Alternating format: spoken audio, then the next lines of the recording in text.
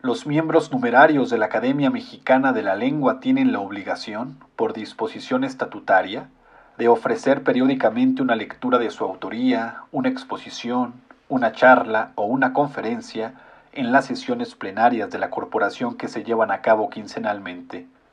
Dichas lecturas dejaron de ser privadas y adquirieron un carácter público, con el propósito de cumplir de mejor manera su función de difundir el conocimiento, no nada más de carácter lingüístico, sino de la cultura en beneficio de la sociedad. La Academia Mexicana de la Lengua es una entidad plural integrada no solo por escritores, lingüistas o filólogos, sino también por filósofos, historiadores, abogados, científicos, médicos, arqueólogos, artistas, etc. En ella convergen diversos pensamientos, ideas, visiones del mundo y posiciones políticas, de manera tal que la Academia es una corporación garante de la pluralidad y de la libertad de expresión. Sobra decir que la responsabilidad de las presentaciones y de las conferencias que cada uno de los académicos presente en esta sucesión de programas tiene un carácter individual, que no necesariamente refleja la posición de la Academia, apolítica por definición.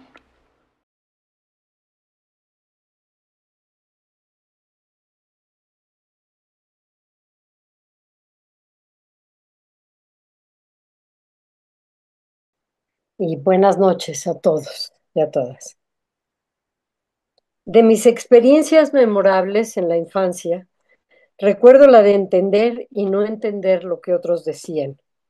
Esa confusión de las palabras que a veces significaban algo muy distinto de lo que pretendían en boca de los adultos me dejaba perpleja.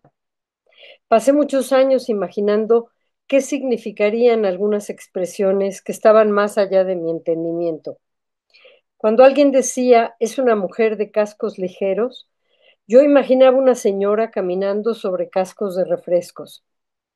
La negra noche tendió su manto, decía mi papá al apagar la luz del cuarto donde dormíamos mi hermana y yo, y entonces imaginaba la noche sacudiendo una cobija para taparse. En misa todo era peor. Cuando en el salve los fieles decían a la Virgen, aquí suspiramos, gimiendo y llorando en este valle de lágrimas, yo pensaba que en un lugar no distante había gente dedicada a gemir y llorar sobre un lago que pronto se ensancharía como el lago de Texcoco. ¿Por qué le importaría esto a la Virgen? Pensaba. ¿Y por qué los adultos la informarían de esa catástrofe? Para mí, los adultos eran capaces de hacer cosas extrañísimas. Había que tener cuidado con ellos. Desde chica me volví cauta con el lenguaje. Desde niña supe que en las palabras había gato encerrado. La infancia es una torre de Babel, pero es también el camino más próximo a la metáfora. La ceguera de nuestras primeras lecturas tiene implícita una forma de iluminación.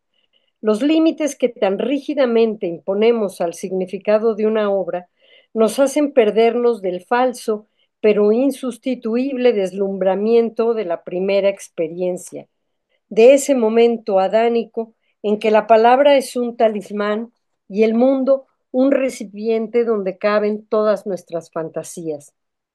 Entender el significado del diccionario fue para mí la forma de acceder a la madurez. Y aunque leer es también un paulatino proceso de aprender a llamar al pan pan y al vino vino, algunas veces veo la conquista de esa cima como un Edén perdido. Un Edén que se recupera, sin embargo, cuando accedemos a la poesía. Alfonso Reyes no pensaba en forma distinta, porque para él la palabra adquiere su máxima dimensión en la poesía y la poesía es el baile del habla, según nos dice. Multifacética, misteriosa, iconoclasta, inclasificable, inaprensible, por encima de todo, así es la palabra poética, como la vida, reacia a tener un solo sentido, a andar por un solo camino, porque a cada minuto éste cambia y se escapa. Si la vida es cosa que huye, dice Reyes, la poesía leve y alada es más inasible, pues es espíritu y es soplo. La palabra poética es todo lo que querramos que sea, es remedio y es veneno. Poiesis, creación, es todo menos lenguaje fijado. Sea pues bienvenido el desajuste, dice Reyes, ese desajuste al cual debemos la poesía. Por lo tanto, adiós formas fijas, adiós al engorro de que tal o cual locución extraña no puede decirse en nuestra lengua, adiós a los letrados que en su anhelo de fijar las formas matan al lenguaje. Sí, eso lo dijo Reyes, siendo él tan letrado. Y añadió, en la pronunciación vulgar descubro los movimientos del lenguaje, vivo, y en cada dislate persigo lo que podrá ser nuestra lengua culta del porvenir. En un acto descolonizador a priori, es decir, antes de que la palabra descolonizar se usara como moneda de cambio de todos los días, Alfonso Reyes aplaudió la actitud y la literatura de Juan Ruiz de Alarcón. Alarcón poseía el secreto de oponerse sin choque, de desviarse sin arrancarse y de negar sin ofender, que expresaba con su don humorístico o con una acción divertida mucho más que con una prédica moral. Alarcón pone en solfa toda la ampulosidad del honor y el valor y con sencillez da ejemplo de una virtud, un temple, una filosofía y una capacidad de traspasar las nieblas de lo convencional, dice Reyes. Y para librarse de las ataduras coloniales en forma y usos de la lengua, Alfonso Reyes apuntó que era indispensable acentuar o superar algunas características que como mexicanos nos identifican, sobre todo después del primer paso, el que más cuesta. Según Reyes, Alarcón lo que hizo para empezar fue romper las malezas de prejuicios, después de superar la capitis diminutio de ser un colonial y simultáneamente superar la identidad de criollo señorial, parsimonioso a lo provinciano y no habituado a la arisca realidad. Cualquiera diría que lo que quería Juan Ruiz y lo que aplaudía en él Reyes está superadísimo, que la dependencia cultural y política, que el prejuicio de la mentalidad colonial se quedó muy atrás en México con la literatura del boom y con la herencia de José Agustín y el lenguaje de la onda, que con Jorge Ibargüengoitia aprendimos a reírnos de nosotros mismos y que aprendimos a buscar otras estructuras para hablar de otras identidades a través de los recursos del cine adaptados a la literatura, por ejemplo, de Manuel Puig a Vicente Leñero y a Luis Zapata y su vampiro de la colonia Roma. Cualquiera creería también que las líneas iniciales del Libro Vacío de Josefina Vicens hablan solo de la lucha de José García contra la imposibilidad de escribir y no que ese lenguaje travestido de la mayor parte de nuestras autoras, salvo excepciones, hasta la segunda mitad del siglo XX, el que habla por boca de su personaje. Escribir me está vedado y sin embargo lo necesito más que cualquier otra cosa en el mundo.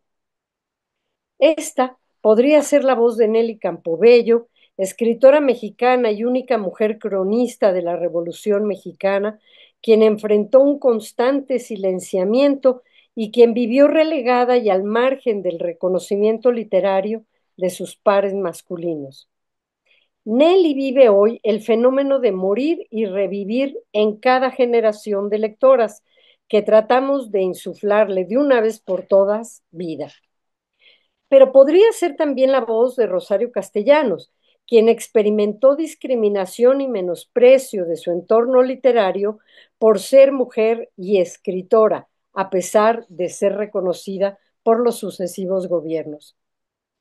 Por ser mujer y por plantarse así como mujer y escritora.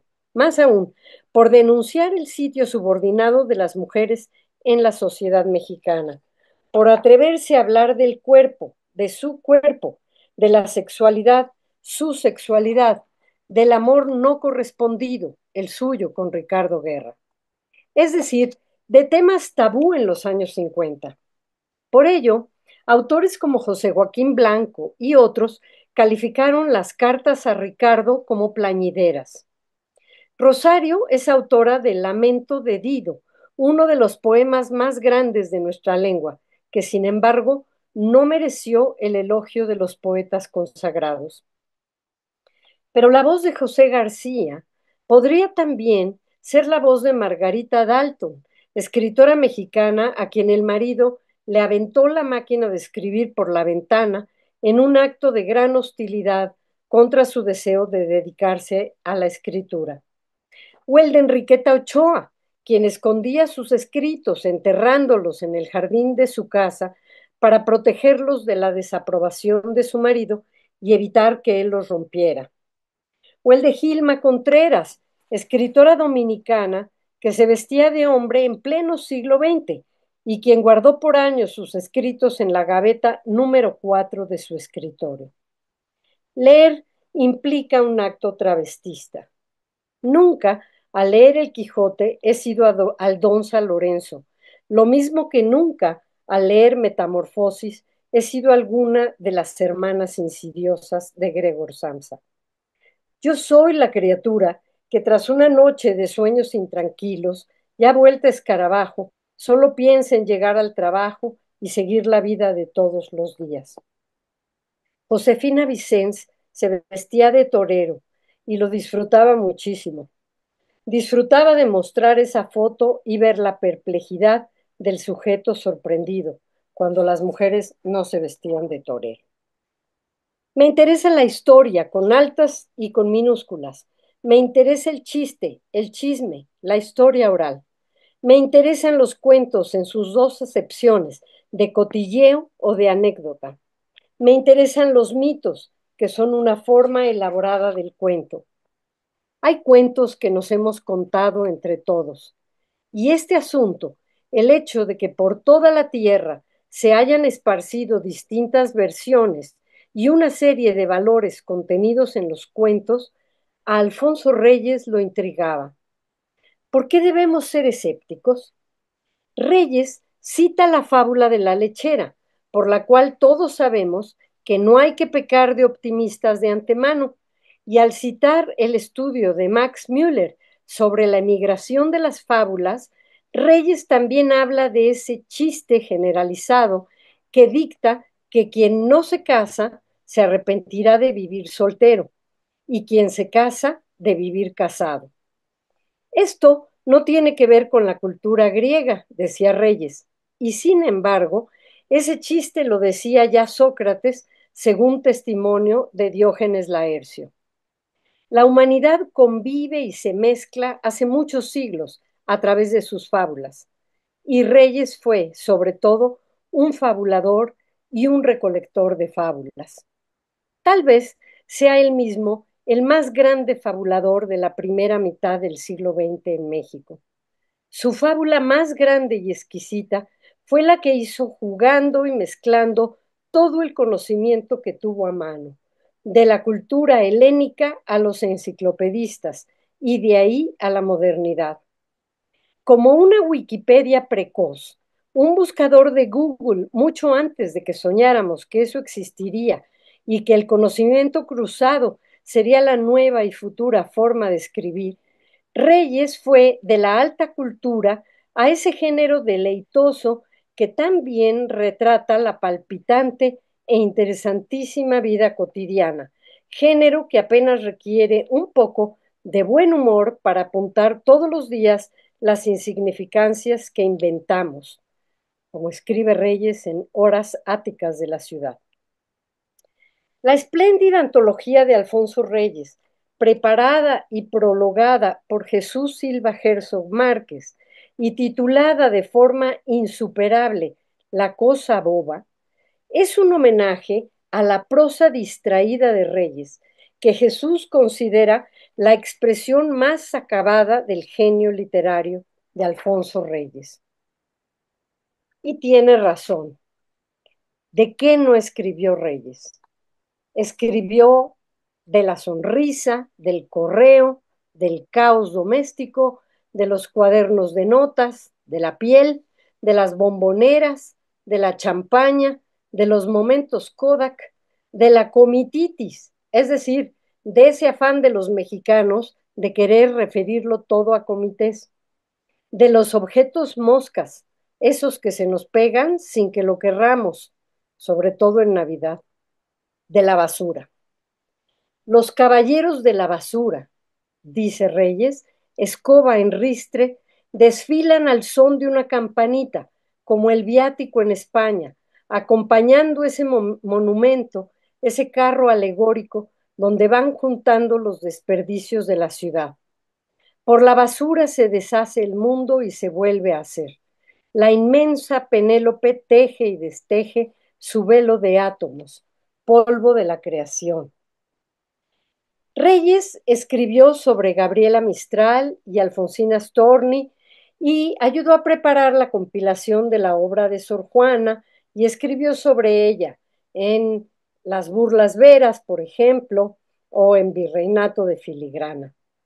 ¿Qué habría pensado del estallido actual de la gran literatura escrita por mujeres? Me interesa escribir la historia del poder y para conocerlo es necesario acudir siempre a la historia de la literatura y del lenguaje. Mary Beard, en su libro Mujeres y Poder, un manifiesto, habla de esa herencia occidental que supone que el discurso público pertenece exclusivamente a los hombres y fuera de este campo lo que exista es mala oratoria o mala literatura. En literatura, las mujeres se pueden quejar si están desfallecientes, es decir, si están siendo torturadas a punto de morir o muertas, en literatura incluso las mujeres pueden hablar. Desde el más allá pueden hablar. Pero en la gran mayoría de ejemplos literarios, las mujeres están obligadas a callar. Y las que no se callan, las callan. De manera ejemplar, Bert cita el caso de Telémaco mandando callar a su madre, Penélope. Para tener un breve panorama del ejercicio del poder que se ha infligido a través de la representación, bástenos por hoy acudir a unos cuantos refranes, esos pequeños agujeros negros que condensan la potencia de un ideario que ha operado por siglos. He aquí unas joyas recogidas de la Biblioteca Cervantes. Procedamos a su definición. Para empezar, según esta, todas las mujeres son parlanchinas.